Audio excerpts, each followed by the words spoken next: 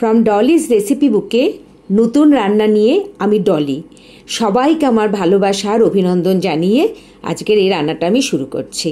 আজকে আমি রান্না করব আলু, পটল আর কুমড়ো দিয়ে ছক্কা, যেখানে আমি নারকেল ব্যবহার করেছি। তার জন্য আমি নিয়েছি আলু, কুমড়ো আর পটল। 250 গ্রাম আছে, আর 250 গ্রাম মতোই আমার এখানে কুমড়ো আছে, আর একটা বড় আলু আমি এরমভাবে পিস করে নিয়েছি। এবার আমি এই সমস্ত সবজিগুলোকে আলাদা আলাদা করে ভেজে তুলব। আমি তার জন্যে গ্যাসে কড়াইটা বসিয়ে দিয়েছি, আর গ্যাসে আমি আগুনটাও দিয়ে দিয়েছি। এবার আমি কড়াইয়ে তেল দিয়ে দিচ্ছি এই সবজিগুলো ভাজার মতো। 2 টেবিল স্পুন তেল এখানে আছে। তেলটা গরম হওয়া পর্যন্ত আমি একটু অপেক্ষা করব, তারপরে আমি পটলটা ছাড়ব। তেলটা গরম হয়ে গেছে, আমি এবার পটলটা ছেড়ে দিচ্ছি। পটলটা আমি ভালো করে এখন ভেজে নেব। আমি এই পটলটা ভাজার সময় একটু শুধু নুন দেব।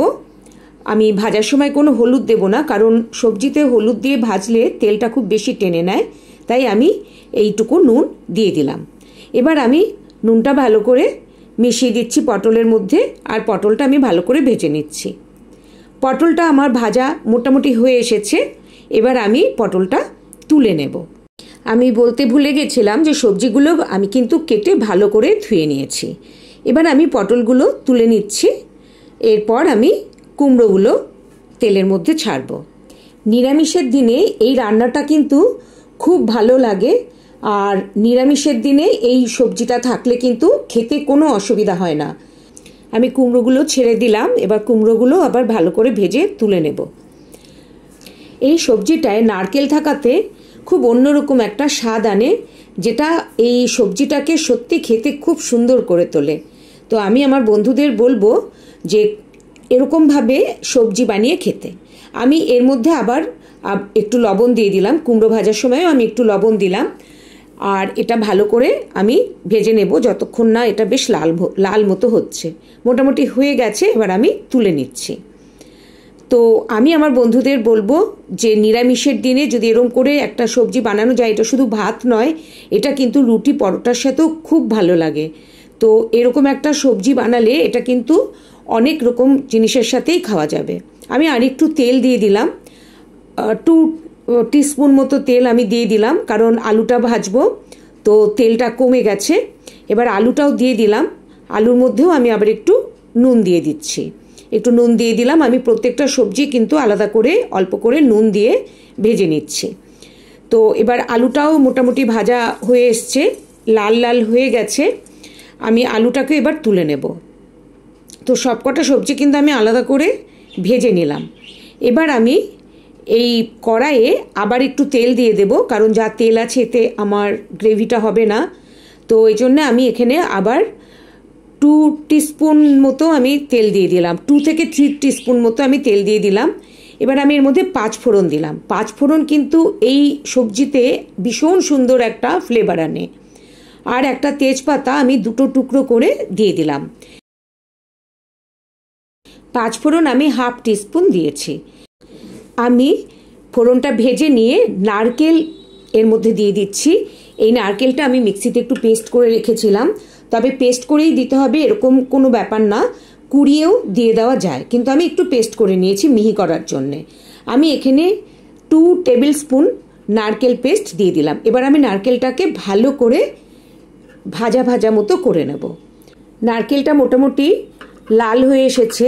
এবার আমি 1 টিস্পুন ধনে আর 1 টিস্পুন জিরে একটা বাটিতে জল দিয়ে ভিজিয়ে রেখেছি, সেইটা আমি এর মধ্যে দিয়ে দিচ্ছি। এখানে 1 টিস্পুন ধনে, 1 টিস্পুন জিরে, মোট 2 টিস্পুন এই ধনে জিরের পেস্ট আছে। তো এবার এইটা দিয়ে আমি একটু নেড়ে চেড়ে হালকা ভেজে নিয়ে তারপরে আমি এর মধ্যে আদা যে পেস্ট করে রেখেছি সেটা দেব। ধনে আর জিরেটাও মোটামুটি ভাজা হয়ে এসেছে, এটা আমি হাফ ভাজা করব। এবার আমি 1 টিস্পুন আদা দিয়ে দিলাম, কারণ আদাটা দেওয়ার পরেও যখন আমি মশলাটা কষাবো তখন ধনে আর জিরেটা আরও ভালো করে কষে যাবে। পুরো কষানোর পর কিন্তু আদাটা আমি দিলাম না, হাফ কষিয়ে তারপরে দিলাম। এবার আদা দিয়ে আবার আমি মশলাগুলো কষিয়ে নিচ্ছি। এবার আমি এর মধ্যে দিয়ে দেব লঙ্কার গুঁড়ো আর হলুদের গুঁড়ো। আমি এখানে 1 চামচ শুকনো লঙ্কার গুঁড়ো দিয়ে দিলাম, আর হাফ চামচের একটু বেশি আমি হলুদের গুঁড়ো দিলাম। এবার একটু জলও সাথে দিয়ে দিলাম, ভালো করে কষিয়ে নেব।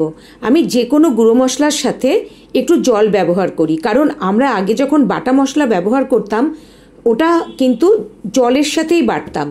এবার আমি দিয়ে দিলাম টমেটো, একটা বড় টমেটো আমি ভালো করে ছোট ছোট করে কুচিয়ে রেখেছিলাম, সেটা দিয়ে দিলাম। এবার টমেটোটা নরম হওয়া পর্যন্ত আমি এই মশলাটা কষাতে থাকবো।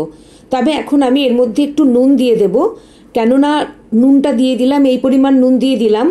নুনটা দিয়ে দিলে টমেটোটা খুব তাড়াতাড়ি নরম হয়ে যাবে, তা না হলে নরম হতে দেরি হবে। আর তাছাড়াও এই মশলাটা যে কষাচ্ছি, নুনটা দিলে একটা ময়েশ্চার ছাড়বে, নুন না দিলে ওটা একটু ড্রাই থাকবে। তো নুনটা দেওয়ার পর মশলাটা অনেকটা ময়েশ্চার হয়ে গেছে। এবার আমি এর মধ্যে আলু দিয়ে দিলাম। আলুটা এই মশলার মধ্যে ভালো করে মিশিয়ে নেব। আলুটা আমি আগে দিলাম কারণ আলু সেদ্ধ হতে সময় নেবে। পটল কুমড়ো যে ভাজা রয়েছে ওটা কিন্তু তাড়াতাড়ি নরম হয়ে যাবে, কিন্তু আলুটা সেদ্ধ হতে একটু সময় নেবে। তাই আলুটা আগে আমি মশলার মধ্যে দিয়ে তারপর কিছুক্ষণ বাদে কিন্তু আমি এই পটল আর মিষ্টি কুমড়োটা দিলাম, আর দিয়ে আমি পুরো মশলাটার সাথে এই সবজিগুলোকে আরেকবার কষিয়ে নিচ্ছি, ভালো করে মিশিয়েও নিচ্ছি আর সঙ্গে ভালো করে কষিয়ে নিচ্ছি। মোটামুটি কষানো হয়ে গেছে খুব ভালোভাবে। এবার আমি এর মধ্যে এই কাপের 1 কাপ জল দিচ্ছি, দিয়ে আমি ভালো করে জলের মধ্যে এই সবজি মশলা আগে মিশিয়ে নেব। তারপরে কিন্তু আমি আবার 1/2 কাপ জল দেব, কারণ আলুটা সেদ্ধ হওয়ার জন্য আমাকে এখানে আর একটু জল দিতে হবে। তো সেই জন্য আমি আরও 1/2 কাপ জল এর মধ্যে দিয়ে দিলাম। মোট 1.5 কাপ জল দিলাম। আর আমি এখানে চিনি মোট 1 চামচ দিলাম। আমি 1/2 চামচ করে দুবার দিলাম, কারণ প্রথমে 1/2 চামচ দিয়ে ভেবেছি হয়ে যাবে, কিন্তু আমার মনে হচ্ছে হবে না। এখানে যতটা আমার সবজি আছে তাতে 1 চামচ মিষ্টি দিতে হবে। এই সবজিটা কিন্তু একটু মিষ্টি স্বাদ হয়। এবার আমি একটু নুন দিয়ে দিলাম। সবজিতে আর মশলাতে যেহেতু আমি আগেই নুন দিয়েছি, তাই এখানে খুব কম করে নুন দিলাম। এটা ঢাকা দিয়ে দেব আর গ্যাসের আগুনটা আমি সিম করে দেব।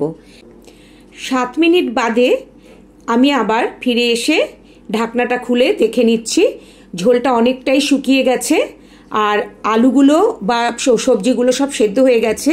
এবার আমি এর মধ্যে গরম মশলা দিয়ে দিলাম 1/2 চামচের একটু কম, 1 টিস্পুন ঘি দিয়ে দিলাম।